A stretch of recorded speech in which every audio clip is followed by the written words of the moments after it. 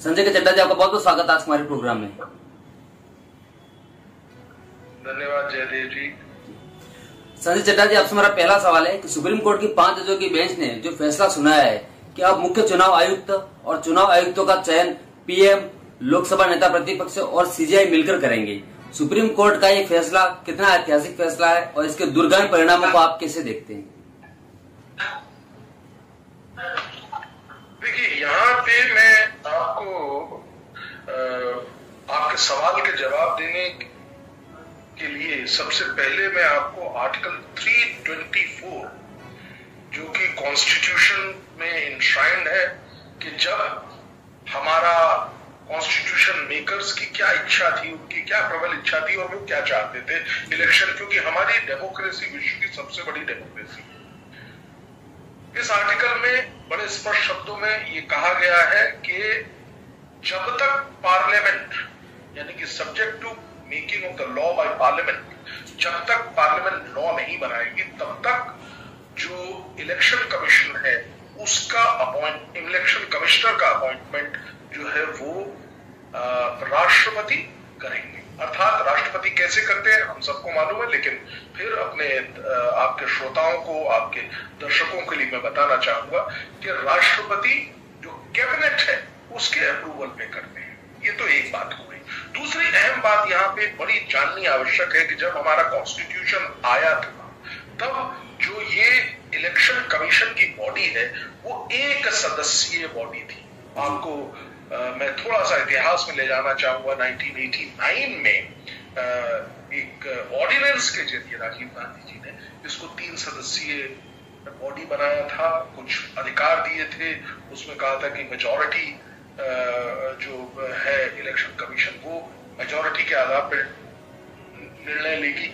उसके बाद ये हुआ था कि सब जानते हैं, मैं फिर बताना उचित भी समझता हूं कि क्यों ऐसा किया था, क्योंकि वो जो चीफ इलेक्शन कमीशन थे उनकी जो पावर्स थी उसको डाइल्यूट करना चाहते थे। उस वक्त के परिप्रेक्ष्य की बात कर रहा था, लेकिन उस ऑर्डिनेंस को भी निरस्त कर दिया गया और 1991 में एक जो है कि एक्ट पास किया गया जिसके बाद एक चीफ इलेक्शन कमिश्नर और 2 इलेक्शन कमिश्नर्स की अपॉइंट किए गए। लेकिन यहाँ पे ये जानना बहुत आवश्यक है कि इन तीनों जो लोग हैं, इन तीनों के अधिकार, राइट्स, ड्यूटीज एंड इनको जो प्रोटेक्शन दिया गया है कॉन्स्टिट्यूशन वो सिमिलर नहीं था। उसमें चीफ इलेक्शन कमिश्नर है उनको ऊपर का अधिकार मिला। तो इस परिपाटी में, इस परिप्रेक्ष्य में हम लोग आज बात कर रहे हैं। अब आपके सवाल के जवाब में आता हूं। ये जानना जो मैंने बात कही इसको जानना बहुत आवश्यक था। देखिए, हम सबसे बड़ा लोकतंत्र है, हम सबसे बड़ी लोकशाही है, और अगर लोकशाही में कोई कमियां होंगी तो मुझे नहीं लगता कि हम किसी भी प्रकार से जिसे कहते हैं कि एक अच्छा और सुदृढ़ लोकतंत्र कहे जा पाएंगे या होंगे वास्तविकता में। पारदर्शिता, निष्पक्षता, स्वतंत्रता, ये ऐसे पहलू हैं जिनका होना न केवल अभी आवश्यक है बल्कि इसके बगैर मुझे लगता नहीं कि हमारी जो प्रजातंत्र है, हमारा जो लोकतंत्र है वो सुदृढ़ हो सकता है। तो उसी परिप्रेक्ष्य में हुआ क्या कि 2015 में एक पीआईएल दाखिल हुई, उसके बाद 2018 में एक और पीआईएल दाखिल हुई। मैं ये उचित नहीं समझता कि मैं उन लोगों का नाम लूं, उन केसेस का, लेकिन ये पीआईएल्स को रेफर कर दिया गया संविधान पीठ को। इस प्रकार से ये पृष्ठभूमि तैयार हुई और इस पृष्ठभूमि में ये निर्णय आया है जिसमें कि अपॉइंटमेंट ऑफ जजेस, 5-6 बड़े अहम बातें कही गई है इस जजमेंट में। अपने आप में एक बहुत जिसे कहते हैं कि इंपॉर्टेंट जजमेंट है, क्योंकि इसने एक नई परिपाटी रच दी है, एक नई संरचना कर दी है बॉडी की। जो देखिए, सबसे बड़ी बात कि तीनों लोगों को समान अधिकार दे दिए गए, तीनों लोगों को समान संरक्षण दे दिया गया है अगर मैं कहूं, यानी कि उनका रिमूवल नहीं हो सकता और रिमूवल के लिए जो है उनको महा अभियोग जिसे कहते हैं हम लोग वो करना पड़ेगा, इम्पीचमेंट, उसके बाद ही उनको हटाया जा सकता। तो ये तीनों पे लागू हो गया, पहली चीज। दूसरी चीज जो बड़ी अहम है कि अपॉइंटमेंट जो है वो सिर्फ और सिर्फ ये जो कोलिशियम बनाया गया, ये जो कमेटी बनाई गई है, ये जो पैनल बनाया गया वही कर सकता है। पहले ये एब्सेंट था। और इस पैनल में देखिए कहने को कुछ लोग ये भी कह रहे हैं कि ये पैनल की व्यवस्था जो है, ये जो कौन सा वो एक्ट है वहां से उठा के और सीधे यहाँ पे फिक्स कर दी गई है लोकपाल वाले को उठा के। लेकिन जैसा भी है मैं आपके समक्ष बता रहा हूं इस वक्त, तो ये एक सबसे बड़ी बात है।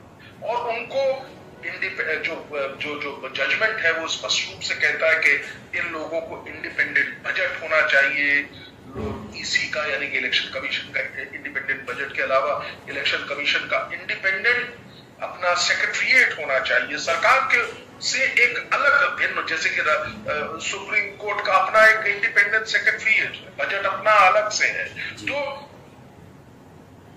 इसके अलावा एक और बहुत अहम बात जो कही वो भी ये भी हो सकती है, वो ये है कि नियमन जो इसका जो नियम है उसका भी नियमों को भी अपने आप बना सकते हैं। तो ये तमाम बातें इस निर्णय में आई। मुझे लगता है इस निर्णय का दूरगामी परिणाम आवश्यक है, जिस निर्णय से जो आज का ईसी है उसमें चेंज आ जाएगा। वो ईसी अब आपकी बन जाएगी, इस नए स्वरूप में आएगी। और एक बात और यहाँ बहुत अच्छी जो बहुत आवश्यक है वो बताना कि ये कब तक ये निर्णय लागू रहेगा। जो कोर्ट ने कहा कि अगर पार्लियामेंट कोई नया लॉ बनाती है तो ये निर्णय। जी संजय चड्ढा जी, केंद्र सरकार लगातार विरोध कर रही थी, लेकिन अब सुप्रीम कोर्ट ने बोला है कि निष्पक्षता स्वतंत्रता बढ़ाने के लिए बहुत जरूरी कदम था। कहा कि संविधान निर्माताओं ने विश्वास किया था सांसद पर, लेकिन 7 दशक तो उनके विश्वास को धोखा दिया गया। तो ये कितनी बड़ी बात है कि यहाँ पर सुप्रीम कोर्ट ने दखल भी दिया। और अब क्या उम्मीद ये भी की जानी चाहिए कि पार्लियामेंट को लिस्ट लेकर आए इस पर कानून। देखिए बहुत स्पष्ट शब्दों में, जैसा मैं अभी बता ही रहा था, आपके प्रश्न में भी वर्णित हो गया कि जब 70 साल पहले, जब हमारा ये 73 साल पहले जब हमारा कॉन्स्टिट्यूशन आया 1950 में, तब कॉन्स्टिट्यूशन मेकर्स ने स्पष्ट शब्दों में कहा था कि ये जिम्मेवारी है पार्लियामेंट की कि वो इलेक्शन कमीशन के विषय में एक लॉ बनाए और उस लॉ के तहत इलेक्शन कमीशन के रेगुलेशन गवर्न होंगे। और जब तक लॉ नहीं होता तब तक राष्ट्रपति को यह अधिकार है। तो सुप्रीम कोर्ट ने अपनी चिंता दिखाई कि 70 साल बीत गए, किसी भी सरकार ने इस पे कोई भी मंथन नहीं किया, किसी भी सरकार ने कोई इस पे जैसे कहते ना इम्प्लीमेंट नहीं किया। तो उस पे कहा और जैसा प्रतीत होता है, देखिए मैं आपको बताता हूँ, कई बार ऐसी पीआईएल आई, मेरे जहन में एक पीआईएल आती है विशाखा के केस में, Vishakha versus state of Rajasthan, जिसमें सुप्रीम कोर्ट ने केंद्र सरकार को बड़े स्पष्ट शब्दों में कहा कि आप महिलाओं के अधिकारों के लिए, उनके वर्क प्लेस में अधिकार और सुरक्षा के लिए आपसे अनुरोध है कि लॉ बनाइए। और जब तक लॉ नहीं आता, जो गाइडलाइन विशाखा में दी गई है वो लागू है। तदुपरांत 2013 की ये बात है, तदुपरांत ये एक्ट पास किया गया। उसी जैसे कहते हैं ना, कोलरली उसी की यही है कि इसमें भी हम ये देखेंगे कि मुझे ऐसा प्रतीत होता है कि अब केंद्र सरकार पार्लियामेंट में एक लॉ बनाएगी और वो लॉ स्पष्ट शब्दों में इस पर्टिकुलर सेक्टर को केटर करेगा। ईसी के विषय में क्या होना चाहिए, बजट की व्यवस्था, सेक्रेटरिएट की व्यवस्था, उनके जो नियमावली है उसको वो बनाए और उनकी स्वतंत्रता पर परिपक्वता से एक जैसे कहते हैं ना, एक मजबूती के साथ एक लॉ बनाया जाए। जी संजय चड्ढा जी, जिस तरीके से हम देखते आए हैं कि बार बार राजनीतिक पार्टियां चुनाव आयोग की स्वतंत्रता पर, उनके कामकाज पर जो सवाल उठाती रही है, क्या उस परिप्रेक्ष्य में सुप्रीम कोर्ट का जो फैसला हो मील का पत्थर साबित होगा? और सुप्रीम कोर्ट के फैसले के बाद चुनाव आयोग पर जो राजनीतिक आरोप प्रत्यारोप का दौर चल रहा था वो थमेगा सा आपको लगता है?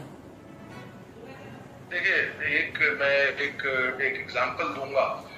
लोग ये भी कह सकते हैं कि मैं सत्ता के पक्ष में ही बोल रहा हूँ। वो एग्जाम्पल ये है कि कभी भी कोई केस होता है, मैं एक एग्जाम्पल दे रहा हूँ आपको, कोई केस होता है तो वो जो हारा हुआ पक्ष होता है वो सदैव कहता है कि ये जज ने सही निर्णय नहीं लिया, या जज की कोई समर्पण था, या किसी भी तरीके का कोई भी बात कहने के लिए स्वतंत्र है और लोग कहते हैं। इसी प्रकार से आप देखिए, जब भी इलेक्शन कमीशन की बात होती है जो हारा हुआ पक्ष होता है, जिसे विपक्षी पक्ष कहते हैं, वो सदैव इसी प्रकार की टिप्पणियां करते हैं। और मैं आपके माध्यम से बड़े स्पष्टता से कहना चाहता हूं कि ये टिप्पणियां मुझे ऐसा लगता है सदैव रहेंगी। जो भी हारेगा वो जरूर कुछ ना कुछ मीन में निकालने का प्रयास करेगा। लेकिन इस जजमेंट से जो सुंदरता आई है, जो जिसे कहते हैं ना कि जो एक बहुत ही स्वाभाविक रूप से चीज निकल के आई है इस जजमेंट के बाद, अब मुझे लगता है कि किसी प्रकार की टिप्पणी करने से पहले 10 बार सोचा जाएगा। देखिए, जो अपॉइंटमेंट का प्रोसेस है उसमें प्रधानमंत्री एक है, विपक्ष का एक रिप्रेजेंटेशन हो गया और तीसरा रिप्रेजेंटेशन चीफ जस्टिस हो गया। तो एक मुझे लगता है कि काफी क्लीनलीनेस की बात हुई है, काफी, और फिर वो सब पक्षों को स्वीकार होगा। और एक और इस जजमेंट की जिस्ट है वो ये है कि किसी भी प्रकार से जो सत्तारूढ़ दल है उसके ऊपर निर्भरता मुझे लगता है कि इनकी समाप्त हुई है इस इलेक्शन कमीशन की। इस निर्णय का ये भी एक सार है। तो जब कोई निर्भर नहीं होगा तो मुझे, अगर मैं इलेक्शन कमीशन हूं, मैं किसी के दबाव में नहीं हूं, मैं अपने स्वायत्त हूं, मैं निष्पक्ष हूं, स्पष्ट रूप से कह देने भर से नहीं होता। यहाँ पे इस पैनल के आ जाने से मुझे ऐसा लगता है कि वो निष्पक्षता, स्वतंत्रता, पारदर्शिता, एज हम कहते हैं, अकाउंटेबिलिटी, ट्रांसपेरेंसी और एफिशिएंसी, और बिल्कुल एफिशिएंसी इससे बढ़ेगी। जी संजय चड्ढा जी, आपसे मेरा एक क्लोजिंग क्वेश्चन है कि आपको लगता है कि कहीं ना कहीं इसके पीछे अगर कुछ घटना जो समझी जाए या समझने की अगर कोशिश करें, तो जो तल्खी चल रही थी सरकार और सुप्रीम कोर्ट अदालतों के बीच में, चाहे वो कॉलेजियम सिस्टम को लेकर हो, नियुक्ति को लेकर के हो, लगातार कुछ बयान आ रहे थे सरकार की तरफ से, वाइस प्रेसिडेंट सर ने भी इस पर कुछ बातें कही थी। इस डिसीजन के बाद क्या वो थोड़ा और बढ़ जाएगी, ऐसा आपको लगता है? देखिए, ये मुख्य तौर पे ये जो जयदेव जी आपका प्रश्न है, ये पॉलिटिकल प्रश्न है, और मैं पॉलिटिकल व्यक्ति नहीं हूं। मेरे ख्याल आपने गलत व्यक्ति से पूछा, लेकिन मैं अपना एक जरूर इसका जवाब भी देने का प्रयत्न करूंगा। मुझे ऐसा लगता है, देखिए, जब इस तरह का निर्णय आया, अब तो सिर्फ एक ही रास्ता है, या तो केंद्र सरकार उस तरीके का नियम बना दे और वो नियम बनने के बाद एक लॉ बन जाए, और उस लॉ के बाद एक जो संस्था है उसमें मजबूती आ जाए। ये एक उद्देश्य रहा है इस जजमेंट का, और मुझे लगता है कि ये जो तल्खी चल रही है, देखिए, दूसरी ओर से एक पक्ष अभी कुछ बोल रहा था, मैं तो स्तब्ध रह गया कि ये कॉलेजियम सिस्टम में सरकार को सीधा करने के लिए कहा। तो कुछ लोग कुछ भी कह सकते हैं, तो ये तल्खी मुझे लगता है अभी जारी रहेगी। पॉलिटिकल आंसर ये है। जी संजय चड्ढा जी, आपने हमारे लिए समय निकाला, उसके लिए आपका बहुत बहुत धन्यवाद।